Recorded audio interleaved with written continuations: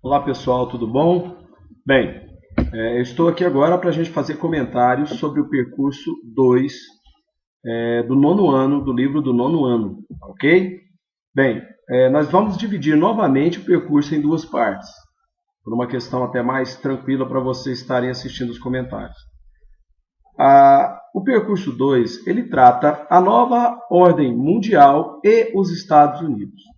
Nós terminamos o percurso anterior falando do final da Guerra Fria, onde Estados Unidos e União Soviética participaram de uma disputa ideológica, onde o capitalismo era representado pelos Estados Unidos e o socialismo pela União Soviética, e todos os conflitos que aconteceram entre outras nações que não fossem as duas grandes potências, na maioria das vezes, de um lado estava a União Soviética e de outro estavam os Estados Unidos.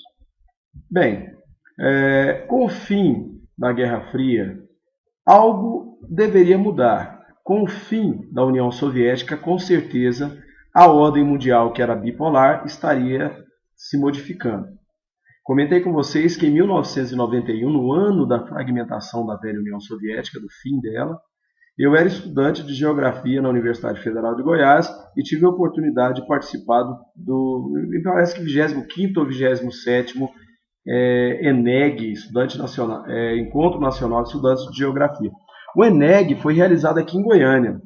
E uma coisa interessante que eu gosto muito de estar citando é que o tema do Encontro Nacional de Estudantes de Geografia daquele ano havia sido a nova desordem mundial.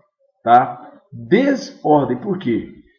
Não se sabia como ficaria o mundo com o fim da bipolaridade. Né? E como seria o mundo sem uma das grandes potências? Partiríamos para uma monopolaridade, para uma unipolaridade? Bom, hoje a gente diz que não, mas os primeiros 10 anos da nova ordem mundial, os Estados Unidos se estabeleceram como a grande potência detentora do poder em nosso planeta. Havia consolidado a sua situação de grande potência militar, de grande potência econômica, e ela passa a exercer uma grande influência, exercendo uma grande influência militar sobre o mundo, uma grande influência econômica e passa a exercer uma influência cultural gigantesca sobre o planeta Terra. Essa monopolaridade provisória, ela fez com que os Estados Unidos gastasse o seu tempo com ações espalhadas pelo mundo inteiro, claro, para garantir os seus interesses. Então, vários conflitos tiveram a participação dos Estados Unidos. A interferência dos Estados Unidos em vários lugares do mundo fez com que grupos diversos se tornassem extremamente insatisfeitos com a ação unilateral dos Estados Unidos. Por que eu disse unilateral? Porque os Estados Unidos fizeram isso por conta própria, sem consultar ninguém, sem saber a opinião de nação nenhuma, sem ir ao Conselho de Segurança da ONU para dizer, olha só, eu quero a opinião de vocês de fato, para ver se nós realizaremos ou não tais ações. Então vários conflitos foram acontecendo. A invasão do Iraque, isso na Primeira Guerra do Golfo, é um caso que a gente não pode deixar de comentar. O Iraque, que havia sido aliado dos Estados Unidos na guerra contra o Irã, lembram disso? Os Estados Unidos acabaram estando do lado do Iraque. Saddam Hussein tinha passe livre do Iraque, de qualquer lugar do mundo, para os Estados Unidos.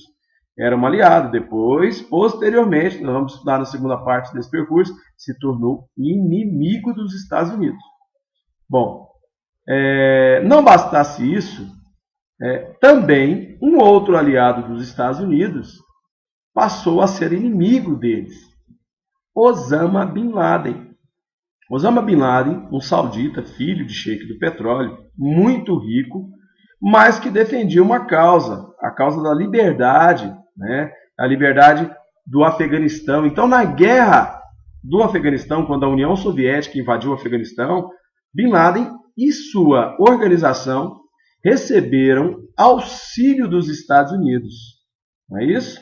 Foi ali que fundaram o regime talibã, instalaram no Afeganistão o regime talibã, Posteriormente, nada a ver com o regime talibã de início, mas depois ligada, a Al-Qaeda surge num segundo momento. Por quê? Depois de todo o processo de guerra do Afeganistão, de apoio dado à organização de Osama Bin Laden contra a União Soviética, depois de tudo isso, o crescimento do poder dos Estados Unidos sobre o Oriente Médio passa a incomodar.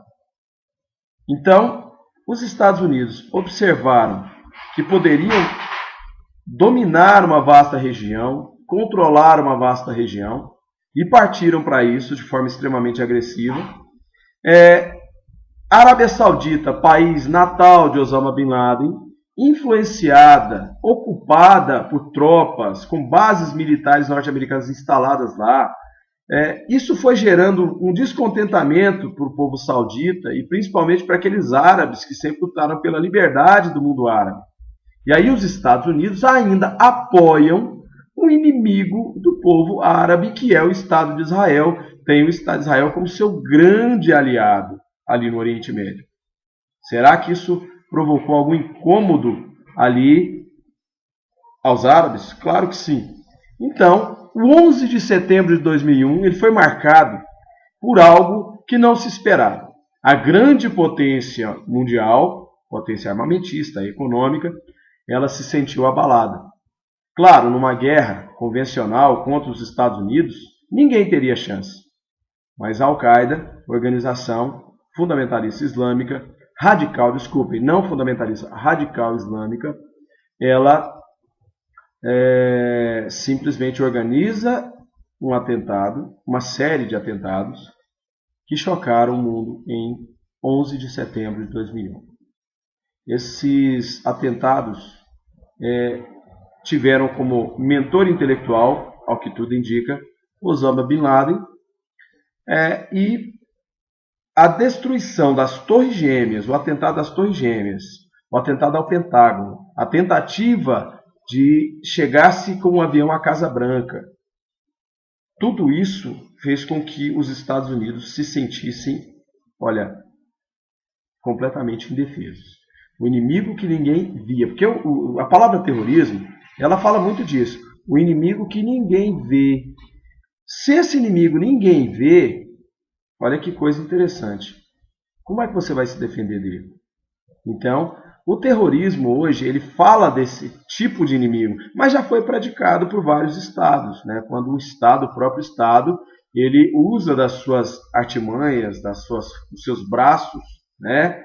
Para simplesmente subjugar parte da população, pessoas que querem mudanças, etc. A gente sabe que isso aconteceu, o terrorismo de Estado foi praticado no Brasil durante a ditadura militar, né? Mas não é esse tipo de terrorismo do qual a gente está falando. O que chamam de terrorismo é essa ação que vem de onde nós não sabemos que ela vem. E os Estados Unidos, as potências europeias, se sentem extremamente ameaçadas por isso. De lá para cá, nós assistimos documentários, matérias em jornais, lemos que vários atentados ocorreram em vários lugares do mundo. Mas o 11 de setembro marca a história.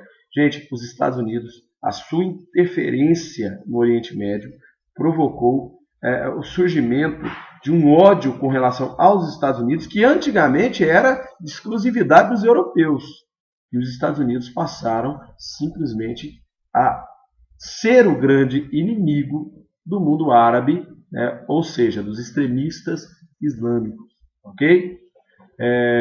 Bin Laden, então, a partir do momento em que ele faz oposição aos Estados Unidos, ele deixa de ser considerado um guerreiro da liberdade por parte dos Estados Unidos, que ele havia sido assim considerado na guerra contra o Afeganistão, no Afeganistão contra a União Soviética, e passa a ser considerado um grande terrorista.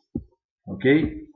Lembrando aqui, gente, que ser árabe, ser muçulmano, ou às vezes ser até fundamentalista islâmico, não quer dizer que o indivíduo seja terrorista ou que ele possa vir a ser terrorista. Existem os radicais islâmicos, os extremistas islâmicos. Esses sim fundam organizações que têm como objetivo praticar ações terroristas em vários lugares do mundo, principalmente contra as grandes potências. Ok? E dentre elas, a maior de todas, os Estados Unidos da América.